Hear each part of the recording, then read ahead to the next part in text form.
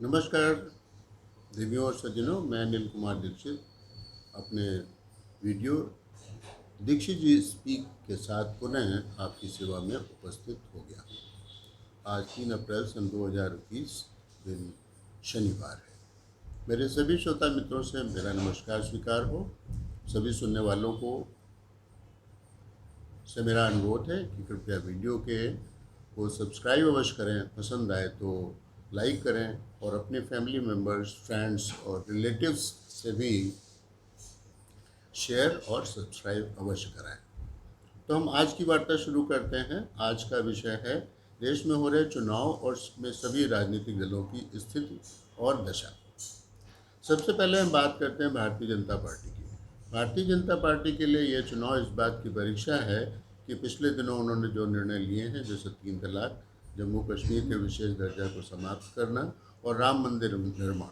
हालांकि राम मंदिर निर्माण वाला मामला जो था वो न्यायालय के स्तर पर निश्चित हुआ है। आखिर ये निर्णय सही है या नहीं? जनता यह प्रश्न कर सकती है कि एनआरसी, रोहिंग्या शरणार्थियों की समस्या, बांग्लादेशी घुसपैठिए जिनको हल करने की बीजेपी कस्में खाती थी, वह इस चुनाव में क्यों नहीं है? इस समय बात पे एकदम बीजेपी शांत है। बढ़ती हुई महंगाई पर भी बीजेपी कोई बात क्यों नहीं करती कि आखिर महंगाई क्यों बढ़ रही है? आखिर 1 माह से डीजल और पेट्रोल के दाम नहीं बढ़े हैं। क्या इसका मतलब ये नहीं निकाला जा सकता है कि पेट्रोल पदार्थों के मूल्यों पर नियंत्रण उनकी कंपनियों का नहीं है बल्कि सरकार का है? जैसा कि सरकार कहती है कि ये हमारे में नहीं है। आखिर 1 महीने से कुछ भी गड़बड़ क्यों नहीं रहा है? बीजेपी अपने चुनाव प्रचार और रैलियों में मात्र ममता हटाओ की बात करती है। इसके अलावा उनके पास और कोई वो मुद्दा नहीं है। वो वही कहती हैं जैसा कि पहले कहते रहे हैं, सबका विकास।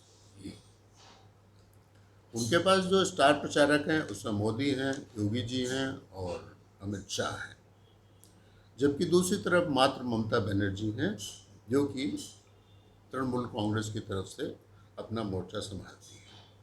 कांग्रेस ने तो अपना पूरा ध्यान दक्षिण के राज्यों पर लगा रखा है और वो चाहते हैं, कांग्रेस की जहाँ तक मेरी समझ में राय है, तो चाहता है कि किसी तरह से हम दक्षिण भारत में अपनी पैठ बना लें। शायद उसने पश्चिमी बंगाल से अपनी सारी आशाएं छोड़ दी हैं। उनका कोई भी बड़ा प्रचारक अभी तक वेस्ट बंगाल प्रचार के लिए नहीं पहुंचा है। शायद राहुल गांधी और प्रियंका गांधी ने अगले हफ्ते में वहां जाने का प्रोग्राम बनाया है, जबकि पहले दौर का मतदान दक्षिण भारत के राज्यों में और पांडिचेरी में केंद्र प्रदेश में पूरा हो चुका है। आज की तारीख में जब हम असम और वेस्ट बंगाल में के 2 दौर का चुनाव हो चुका है, भारतीय मीडिया पूरा ध्यान सत्ता पक्ष की ही ओर लिए रहता है। वो चुनाव में क्या बातें हो रही हैं, अगर कहीं कोई धांधली हो रही है, कहीं कोई शिकायत हो रही है, उसके ऊपर वो कोई चर्चा नहीं करता है।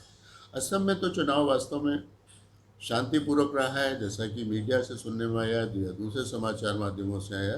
लेकिन लेकिन वेस्ट बंगाल के मामले में ऐसा रहा है कि वहाँ पर छुटपुट घटनाएं हुई हैं और 1-2 बार तो ऐसा भी हुआ है कि भारतीय जनता पार्टी के नेताओं की कार में से ईवीएम मशीन बरामद हुई है। इसके ऊपर इंक्वायरी चल रही है कि आगे कैसे ये ईवीएम मशीन उनके पास पहुंची और उन जगहों की जहां से वो उन कुछ जगहों पर वहां पर मतदान फिर से कराने का निर्णय लिया गया है। इन चुनावों में ऊपर दिए हुए जो मुद्दे मैंने आपको गिनाए हैं उसमें जनता के दिमाग में अवश्य होंगे, क्योंकि जनता कई बार चीज़ों को याद भी रखती है और कई बार बहुत बड़ी बड़ी चीज़ों को भूल भी जाती है।